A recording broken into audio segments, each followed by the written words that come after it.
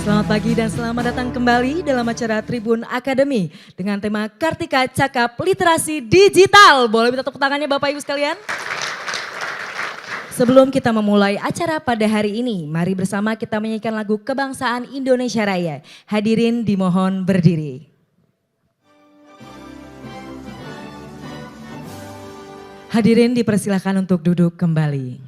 Saya mengundang Bapak Domuara Ambarita selaku News Vice Director Tribun Network untuk menjadi moderator sesi 1. Untuk waktu dan tempat kami persilahkan. Bapak Ibu, untuk melengkapi pengetahuan kita, informasi kita tentang pers, maka hari ini kita akan lanjutkan dengan sesi kedua.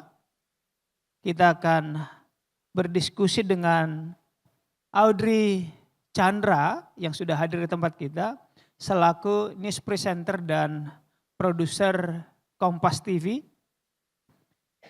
Kepada Mbak Audrey, silakan ke depan. Mbak Audrey, kita berbincang di sini.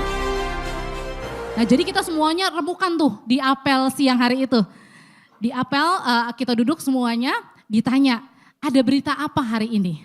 Ada yang apa ramai di hari ini? Nah, setelah itu nanti produser dan juga atasan produser atau eksekutif produser itu akan langsung memetakan. Selesai rapat, selesai rapat nanti si koordinator liputan dan juga koordinator daerah akan memberikan instruksi kepada reporternya. Nah, singkat cerita dari situ misalnya sudah dibawa nih, sudah ada peliputannya gitu ya. Sudah ada bahan liputannya, sudah selesai, maka si kameramen gambarnya itu akan langsung dikirimkan berupa biasa kita sebutnya live view ya, atau alat pengirim lah ya. Gambarnya udah nyampe. Terus ngapain? Tinggal produser di situ. Produser yang kemudian mengolahnya. Biasanya kalau misalnya hanya misalnya ada satu keterangan begitu ya. Kita juga harus mengutamakan, kita harus melihat dari sisi misalnya nih ya, capres yang satu udah ngomong. Ada nggak nih capres yang lain? Kalau tidak, belum tentu itu naik. Karena balik lagi tugasnya jurnalis adalah cover both side ya. Harus melihat dari berbagai perspektif dan bukan kita yang menilai, biar masyarakat yang menilai. Sebelum naik dibacain sama news anchor gitu, maka akan ada penyortiran balik lagi ke atasnya produser, namanya eksekutif produser. Untuk, ini kayaknya jangan kayak gini deh angle-nya. Kayaknya judulnya ini aja deh, ayo wisata jangan takut corona gitu. Apakah ada syarat tertentu atau unsur-unsur yang kegiatan-kegiatan kami di lapangan ini bisa diekspos di media online-nya Kompas kah atau media elektroniknya? Jenis karakternya itu berbeda Bapak Ibu dengan di Kompas Petang. Kalau tadi kan Kompas Petang biasanya kalau prime time itu dibutuhkan yang hard news banget, menyangkut orang banyak begitu ya. Nah tapi ketika misalnya tadi yang soft, misalnya Babinsa membantu misalnya para disabilitas di kawasan misalnya Ubud Bali misalnya seperti itu. Nah itu bisa biasanya masuk di program yang lain. Nah jadi nanti aku yang wawancara, aku yang jadi reporternya, Bapak yang nanti yang aku wawancarain, boleh silakan Bapak yang mau mempraktekkan.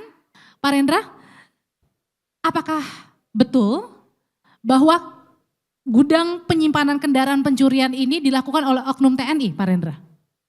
Baik, sebelumnya selamat siang semuanya. Saya perkenalan diri, saya Kolonel Infanteri Rendra, Kapendam 5 Brawijaya. Saya ingin menjawab pertanyaan dari Mbak Undri. Benar Mbak, adanya gudang di salah satu jajaran TNI AD ini yang tempatnya kebetulan di teritorial Kodam 5 Brawijaya digunakan untuk menyimpan kendaraan, kami koreksi Mbak, bukan pencurian, penggelapan. Jadi oknum TNI menampung adanya kegiatan ilegal yaitu kendaraan ditampung di situ dan kemarin dilaksanakan penggerbekan oleh Kodam 5 dalam hal ini kerjasama dengan Polda Metro yaitu Kodam 5 Brawijaya khususnya Pomdam dan hasilnya ditemukan sejumlah kendaraan. Berapa orang yang terlibat Pak Rendra? Untuk sampai saat ini 3 orang dan masih didalami oleh Pomdam 5 Brawijaya. Apakah ini sendiri bekerjanya oknum ini atau justru ada yang memerintahkan? Untuk sementara 3 orang ini yang terlibat ini bekerja sama dengan orang sipil dan sudah ditetapkan sebagai tersangka, sehingga nanti kami akan publikasi ke media hasil dari pendalaman ketiga oknum tersebut. Pemecatan kah Pak nanti kalau misalnya memang terbukti atau seperti apa nanti konsekuensinya? Kita ikuti praduga tak bersalah Mbak. Jadi nanti apabila memang terbukti kita tegas, kita tindak dengan hukum yang berlaku. Tapi sudah berapa lama Pak oknum TNI ini kemudian menyimpan ya? Kalau dari pendalaman sementara ini sudah berjalan kurang lebih 6 bulan dan dari informasi yang ada kita telusuri bekerjasama dengan Polda Metro, Satreskrim dan kita berhasil untuk menangkap oknum tersebut dan beserta barang buktinya. Artinya oknum ini juga ada kerjasama dengan pencurinya? Betul, atas nama saudara EI. Luar biasa, tepuk tangan untuk Pak Rendra. Ada lagi Pak? Terima kasih. Terima kasih. Assalamualaikum warahmatullahi wabarakatuh. Waalaikumsalam.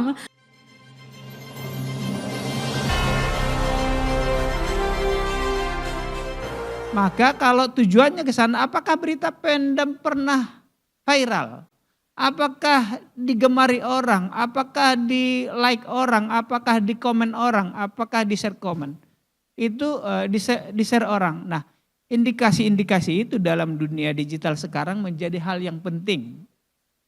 Artinya adalah kita tidak ngasal upload konten, tetapi penting kita perkirakan adalah berita saya ini dibaca orang atau enggak. Berita saya ini dikomentari orang atau enggak. Berita saya ini paling tingginya adalah di-share orang atau enggak. Berita itu kita asumsikan foto, naskah, video, infografik dan grafis atau videografis gitu. Nah, hari-hari Bapak Ibu itulah yang kami lakukan. Kalau pada saat ini alhamdulillah puji Tuhan Tribun Network dengan jaringan kami hadir di 35 provinsi dan di 41 kota dengan sebaran yang kemarin saya sebut 370 kabupaten kota wartawan kami di lapangan. Inilah bukti yang kami raih saat ini. SimilarWeb ini bukan kami yang membuat, dulu ada namanya alexa.com, bukan Alexa yang di Bangka Besar, tapi ini adalah alexa.com. Kami yang tertinggi dalam jumlah page views se-Indonesia. Mengapa? Karena sebaran reporter kami tadi dan jumlah video, jumlah berita nanti Ayunus akan menyampaikan.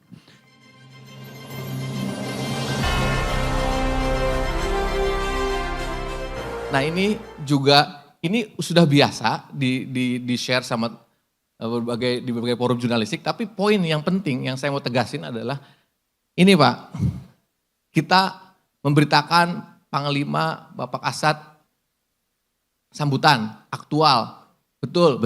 Tapi kalau cuman sambutan Bapak Panglima, kira-kira ada yang mau nonton apa enggak? Iya kan?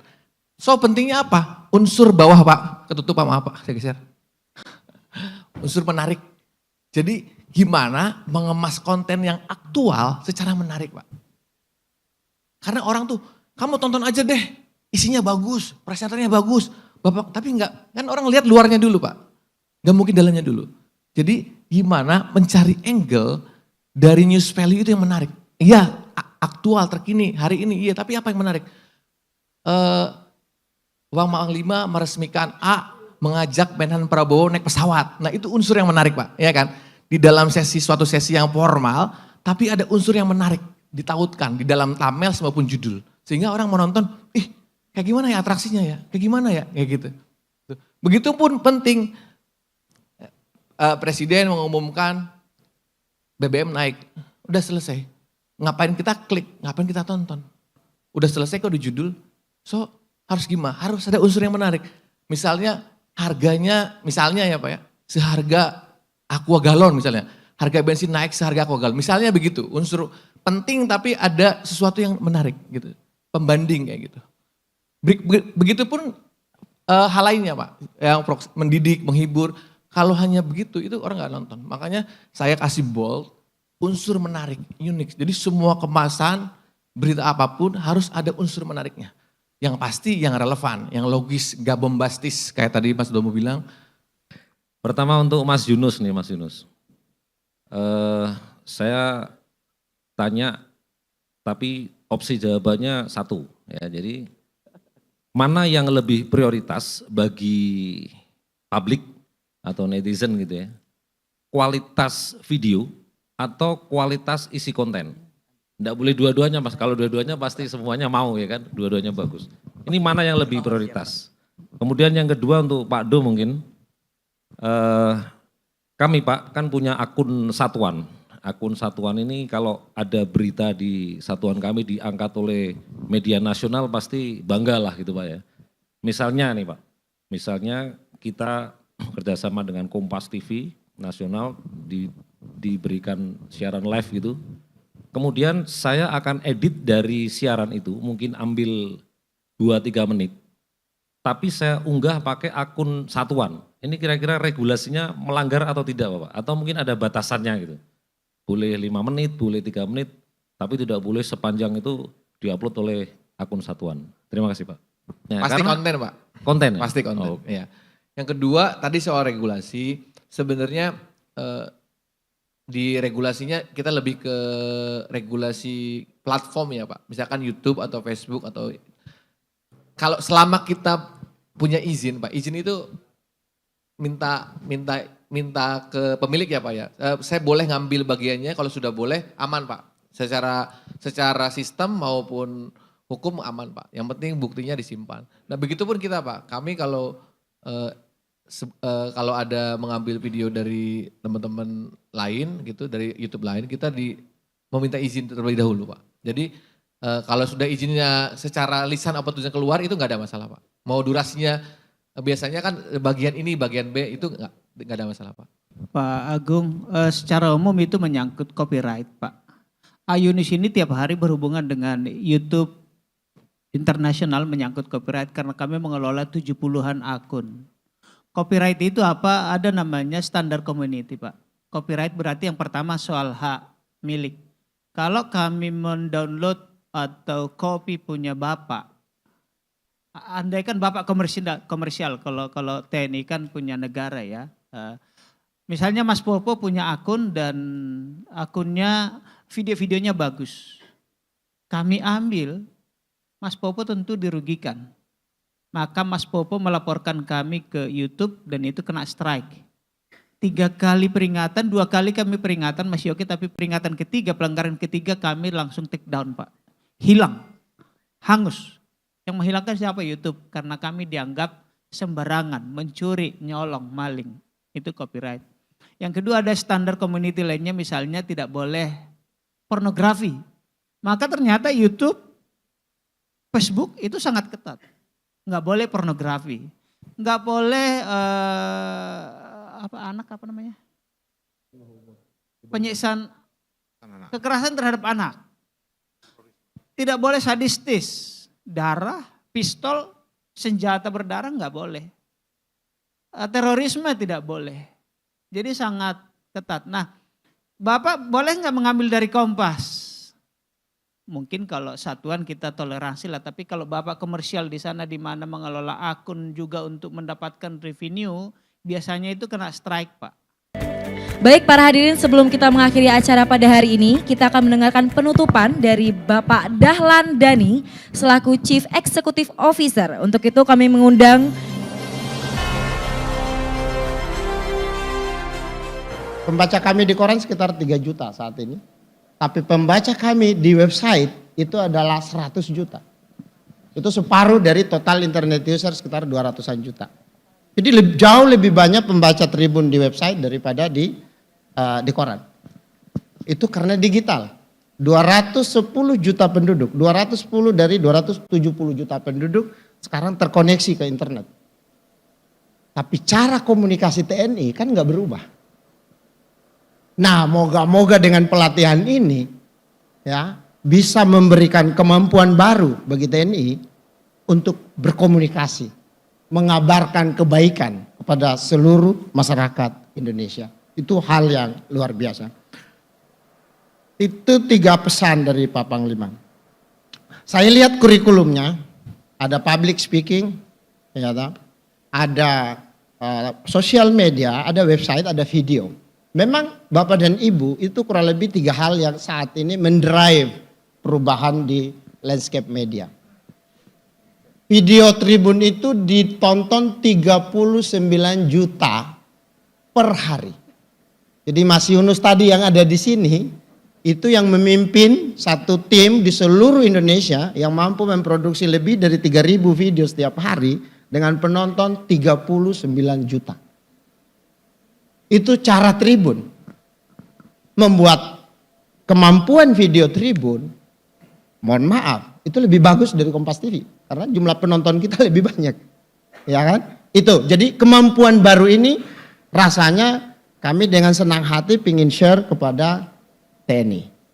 Untuk membantu TNI melaksanakan tugas pokoknya, mengawal kedaulatan bangsa Indonesia. Kami merasa terhormat di situ, Pak Kadis Penat, ya, ikut bersama-sama dengan TNI. Selanjutnya kita juga akan mendengarkan penutupan dari Brigjen TNI Kristome Sianturi, Esos MSI Han, selaku Kepala Dinas Penerangan Angkatan Darat. Untuk itu kami mengundang dengan hormat Bapak Kristome Sianturi untuk naik ke atas panggung. Kepada Bapak Kristome Sianturi kami persilahkan. Seorang prajurit, apabila memang dia menjadi saksi suatu kejadian, apabila memang dia terlibat langsung pada suatu kejadian, seperti yang kemarin misalnya terjadi di Padang, dia sudah bisa untuk memberikan statement kepada media. Nah, untuk itu, anggota-anggota kita tadi itu harus diberi pengetahuan. Jangan nanti ngomongnya di media pun tak jelas. Nah, gitu ya. Bagaimana artikulasinya, bagaimana gesturnya, itu diajarin. Nah, dengan pembekalan-pembekalan seperti ini, kita berharap, kalau hanya 2 hari sih saya rasa belum bisa apa-apa kita. Ya, tapi terus dikembangkan. Nah, seperti disampaikan oleh Bang Dahlan tadi, di CEO Tribun, ya, bahwa mereka punya tribun di wilayah. Sudah disampaikan tadi, beliau sudah membuka kita untuk terus bekerja sama secara berkelanjutan. Ya, sambut itu. Kalau kata orang Medan, tangkap. Ya, mainkan terus. Ya, kerjasama secara berkelanjutan. Ya. Tadi sudah disampaikan apakah kita yang ke sana atau mereka kita undang ke kantor kita. Karena kita yang banyak, nah itu lebih bagus. Mereka diundang ke tempat kita. Nah, kasih makan T2, selesai. Ya, nah kira-kira begitu. Jadi saya harapkan para Danramil, ya, Dandim, gitu ya, bisa memberikan edukasi kepada anggota-anggotanya, Babinsa, kemudian prajurit-prajurit lapangan juga diberi pembekalan seperti itu. Pengumuman pemenang Best Partisipan pada hari ini. Juara 3.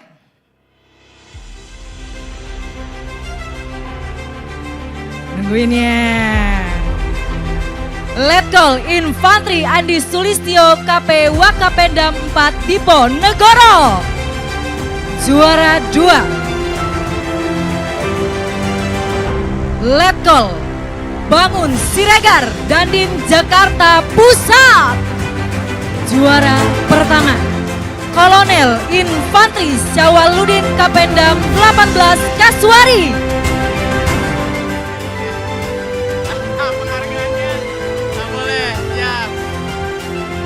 Berikan senyum terbaik, Pak.